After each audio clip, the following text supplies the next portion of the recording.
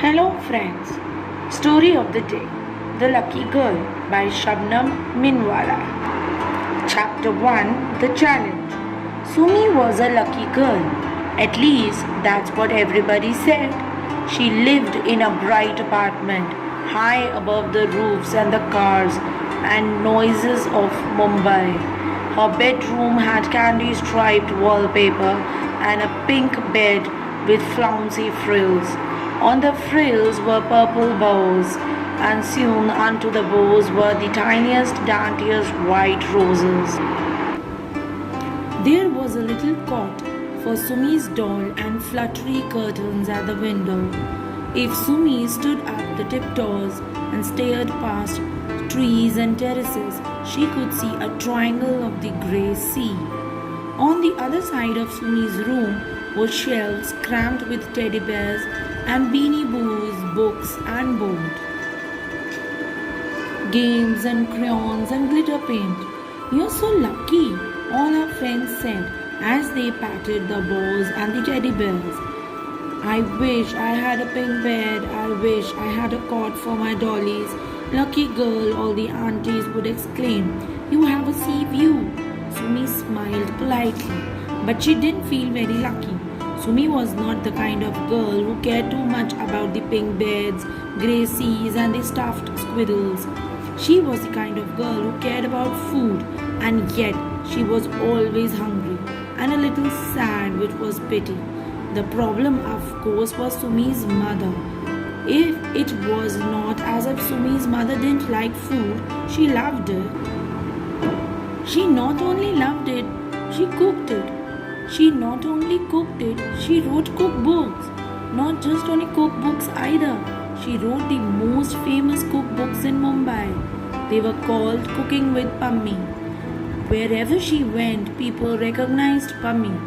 "We saw you making peanut butter cupcakes on TV," they would squeal. Or, "I made the rainbow rice, it was super." All this sounds wonderful, and it was wonderful for Pammi. But it wasn't wonderful for her family. When Pammi was writing a book, she lived it. When she was writing her book on rice dishes around the world, it was rice bran for breakfast, rice and chicken curry for lunch, and lemon rice for dinner. Not to forget rice kheer for dessert, and of course rice crackers for snacks. When she was working on her book in South American food, the house was filled with quinoa and llama stews. The family complained, but Pammi was too busy whisking eggs and crushing walnuts to listen. Pammi was a tall woman. On TV, she wore a wide red smile. At home, she wore a grim expression, the sort that ninjas have when they go on a deadly mission. And just like you don't hassle a ninja when he's swinging a sword, you'd avoid bugging Pammi when she was slicing an onion. So when Sumi's father, Raj, nervously muttered that he would like a break from quinoa or rice or soya sauce, all he got was a snort. "It's just for a few months," Raj, Pammi would say, mincing pink meat with a thump thwack. "Are you trying to bully me? Because I'm not easily bullied." Thwack, thwack, thwack. So Raj became very busy at office and often missed dinner. Sumi's Dada and Dadi found all kinds of reasons.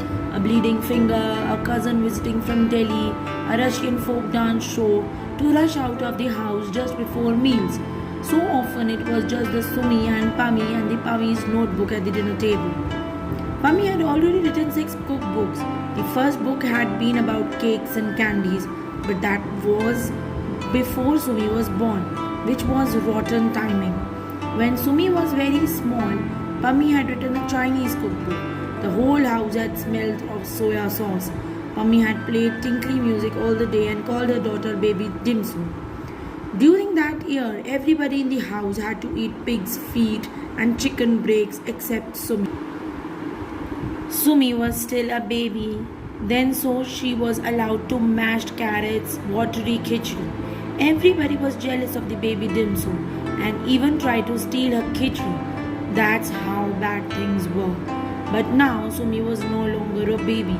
On her 8th birthday, Pami brought Sumi to the family table. You are a big girl now, Sumangli, she said. You will now sit at the table with Dadi and Dada and your father and me. You will now be able to taste all the dishes and I make and help me with my cookbook. Isn't that exciting? Sumi blinked. She was so used to being called baby Dumsum and Suma Karoni and Sushi that it felt strange to be called Sumangli. All other adults at the table shuddered. Poor Sumi. If Pami had been working of adventures with rice and pasta paradise, things would have been too bad. But Pami had just started on a new book, The Challenge. This book was full of dishes made from very cheap, very healthy ingredients. No sugar, no butter, no cheese, no cream, nothing from a packet. Instead, Pami used stuff that most people threw away, like watermelon seeds and cucumber peels. I have taken up the challenge, she said grandly on TV. I will prove that it is possible to eat healthy and cheap. Waste not, want not. You don't need expensive, unhealthy ingredients to cook a wonderful meal. A person can eat a fabulous meal at less than ₹100. Pami traveled to small villages all over India and came back with a gleam in her eye and sacks of leaves with names like Tinkli and Kala Chakundu. She would then chop and cook and stir and make them into toppings and ragi pizzas or swirl them into her carrot broth with potato peel, crunchies and beetroot pie. You can just imagine what breakfast, lunch, dinner were like. And whatever you are imagining, it was much worse.